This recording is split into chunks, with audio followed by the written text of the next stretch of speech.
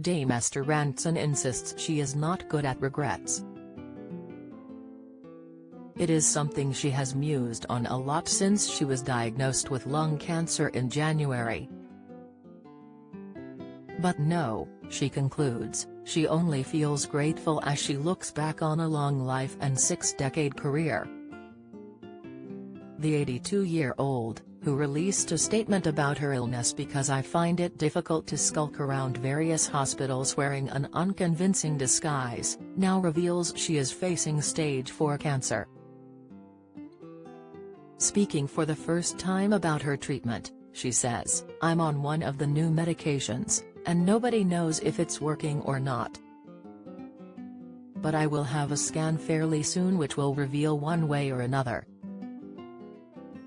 Yet while facing the cancer at its most grave is desperately challenging for the TV host and Childline and Sliverline founder, the feeling of gratitude persists.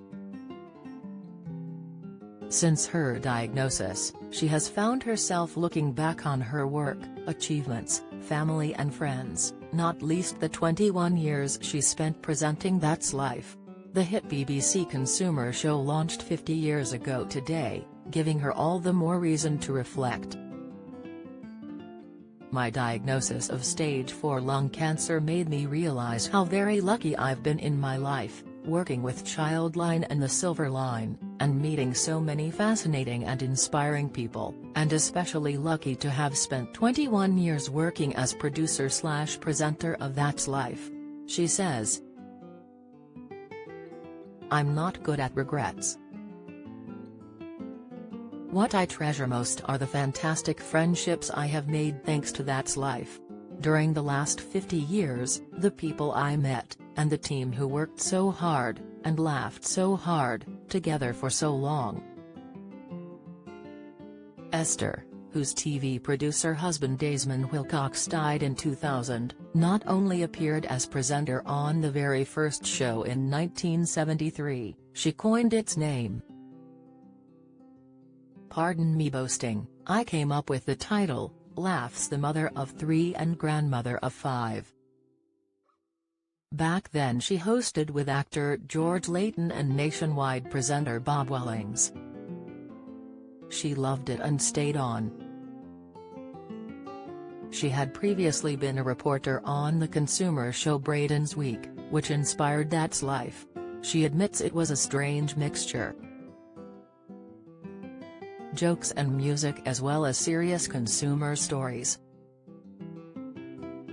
Up against the heartfelt pleas and hard news jostled people who played tunes on their false teeth and dogs who could say sausages. Each week the show received up to 15,000 letters and around 20 million tuned in. Esther admits it wasn't live, although most thought it was. BBC lawyers didn't want to risk a costly libel action, she says, although they often finished recording close to transmission. "We communicated instantly with our audience and they with us. They wrote to us and rang us to tell us about their lives," she says. "We were interactive long before the internet was born.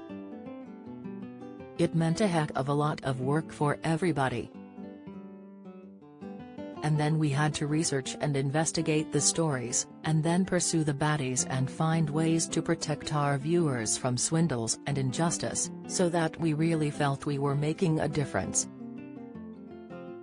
She highlights the story of 2-year-old Ben Hardwick in 1983. Ben was suffering from biliary atresia, a terrible liver disease. His only hope was a liver transplant, she explains. "1 week after we broadcast his story, a donor was found and he had a transplant.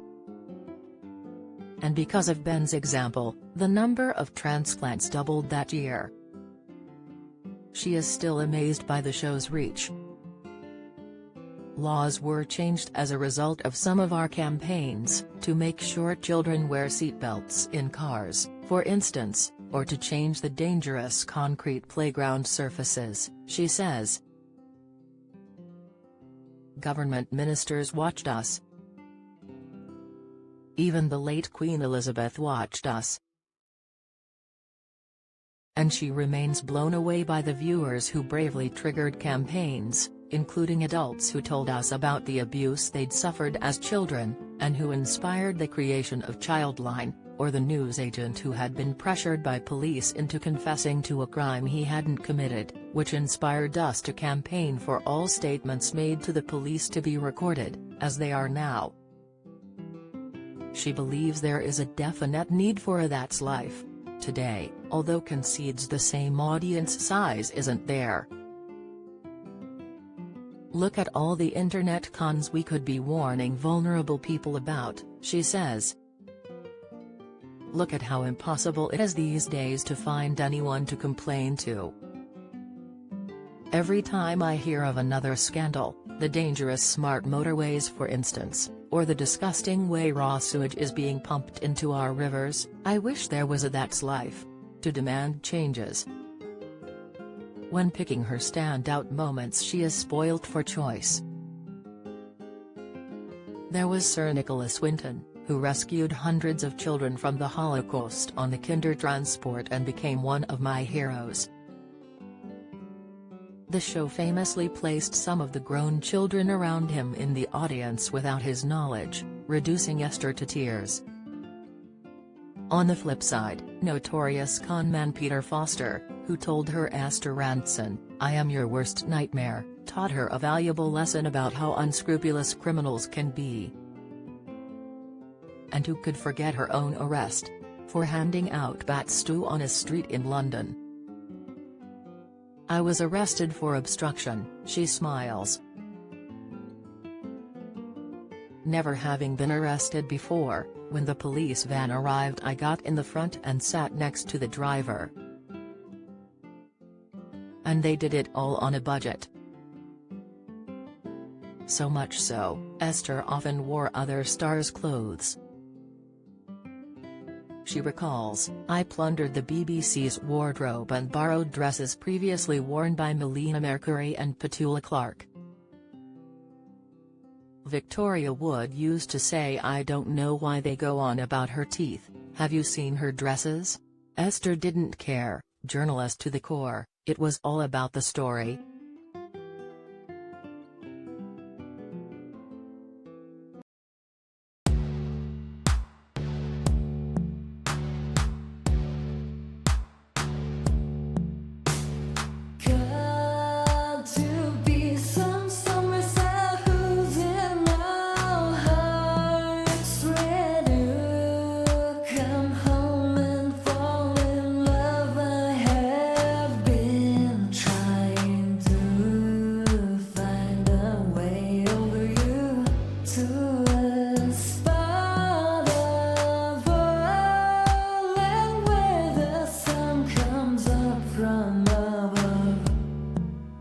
Now take